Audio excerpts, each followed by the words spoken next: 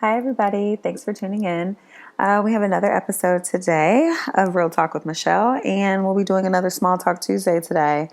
Um, this week, I kind of wanted to focus on something that I've been realizing, kind of going through the days and kind of meditating and, hanging out with people, friends, and talking to myself a little bit. I wanted to discuss being your authentic self. A lot of the times, like I said, we hang out with other people, we're around family members, and we begin to adapt and take on their own personal beliefs and thoughts. And it's not really how we actually feel about anything. It's just so repetitive and so much of hearing somebody say, well, I don't like this, or I like to do things this way, that we start to think that those are the things that make us a person versus it actually being us just regurgitating things that other people say. And so, themes that I was kind of going off of was a book that I was reading called Things Are What You Make of Them. And it's Life Advice for Creatives by Adam J. Kurtz. And this was given to me by a friend of mine, probably when I was going through the roughest time. So, this, like last year or so, just kind of going through the motions after divorce and, a death, and just trying to kind of come out on the other side and figure out who was I out of all those things? Like outside of a marriage, who was I? Outside of being my father's daughter, who was I? And the first question you ask yourself really is, who are you?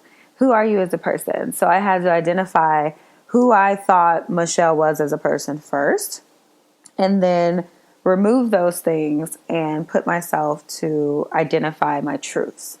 And so this is where it gets tricky, because your truths can get really weaved into your families or your mothers or your fathers or just everybody around you, the media, the things that you read. You start to be like, yeah, I'm like that too. And you're like, and you could have some things in common with other people, but this doesn't necessarily mean that these are your truths. And so you can go down to your truths from the very basic level of, to me, like how you look, like the smells that you like, all the things, like when you're figuring out yourself, these will be personal questions to you. All I need to say is identify your truths. That's going to mean something different to everyone. That's the level that I went to it at, just the basic parts of my identity. The next question that was posed was, who do you want to be? So coming out of those two situations, I had to realize, like, what am I trying to do now? And so even coming out of the situation of my, changing the way that my salon is run to having more time to, pursue this creative dream of podcasting, I had to decide like who I want to be moving forward. Sure, I was the girl who had the nail salon that like trailblazed this way for natural nails in Nashville. I was that person, but moving forward, that's something that I'm always gonna like love, and it's always gonna be a part of me. I still care about this business a major way. It's my baby, it still is.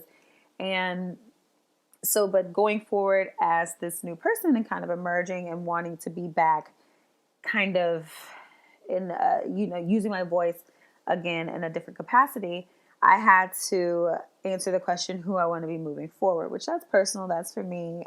These are just posing questions to you, so you'll have some framework to work on. And then it's finding your voice and defining your world. So also moving forward, I lost my voice. So my throat chakra was closed for business. Closed.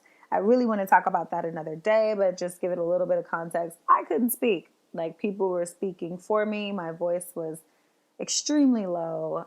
I became very timid.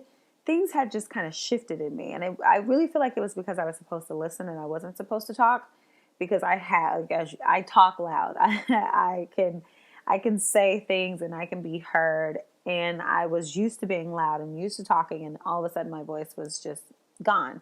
People would speak up for me and say, she said, and that was all the time. And it took me kind of coming through to get to these questions to realize what was actually going on.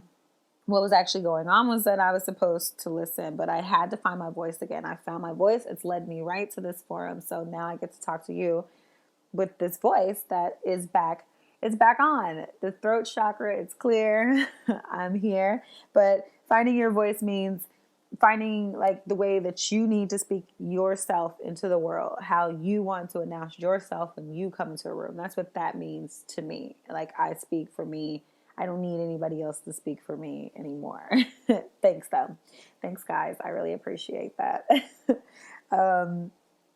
And defining your world for me means defining everything that I want to be around me, from what I like. And I talk about that all the time. I don't want to go super into detail with that, but that's going to be the world that you create for yourself, the friends that you keep, the jobs that you go to, how you want your backyard to be cut. Like every aspect of your life is going to be the world that you're creating around you, the world that you choose to move in and out of.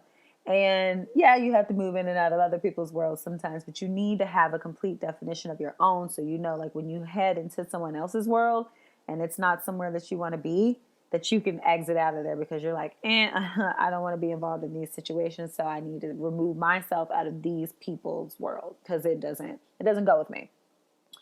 And then to flip side that out, he also, Adam J. Kurtz, brought up a good point of letting others in. So then you have to decide who you will allow into your world, which is the same as deciding whether you want to operate in someone else's world, in my opinion. So the people's world that I choose to operate in are generally ones I will let come into mine.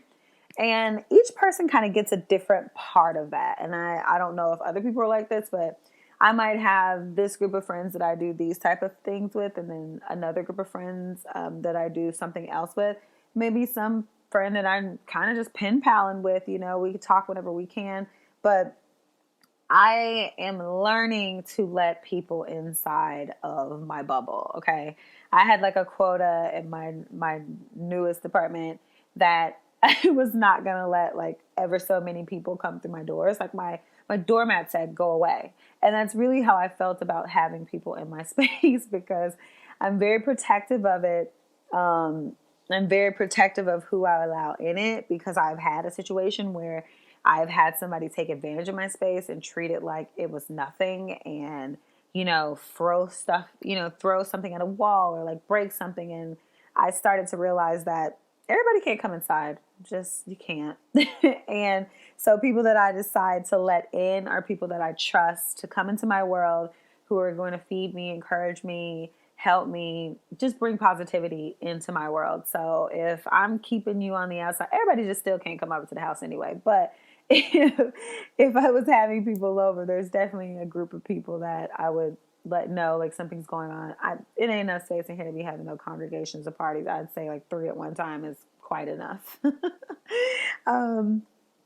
And so that's kind of the theme that I wanted to go off of for Small Talk Tuesday, is getting in touch with yourself and figuring out who your authentic self is. And I think you'll surprise yourself and you'll be super excited about what you can unearth. And sometimes what you unearth, which I've been going through too, is, whoa, it's a lot of stuff. And you're like, wow, like I thought that was my own thought. And like you kind of start to be like, who am I exactly? I don't exactly know, but it's so much fun to unearth it.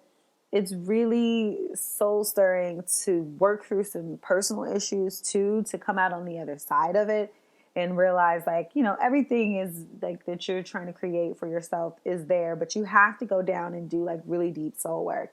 And this is just something that I've learned for myself. This might mean something to someone. It might mean nothing to another person. You might already know who you are, and that's refreshing. Share it with your friends. Tell your friends to like go down, the ones that you know, like, girl, you gotta start asking yourself these hard questions about yourself, because this blaming that you're doing of other people is not going to work. Not forever anyway, if it's working now.